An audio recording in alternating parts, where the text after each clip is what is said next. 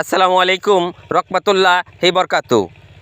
আমি অনেক দিন পরে বিগত 3 বছর পরে শহর ডাকাতনে এই গ্রামে আসছি ঘুরতে। এসে আমাদের বনের ভিতরে এত সুন্দর শস্য বাগান দেখে আমি মনোমুগ্ধ হয়ে গেছি গা। মানে কি বলবো, মানে ভাষায় আমি প্রকাশ করতে পারতেছি না কত সুন্দর লাগে। অবশ্যই আপনারা অবশ্যই শহরতনে যারা গ্রামে ঘুরতে আসতে চান এরকম সুন্দর সুন্দর জিনিস উপভোগ করতে পারবেন।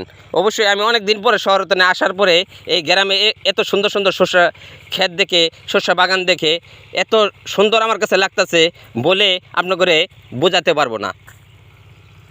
অবশ্যই এই ভিডিওটা যার ভালো লাগবে অবশ্যই আপনারা কমেন্টের মাধ্যমে জানাবেন।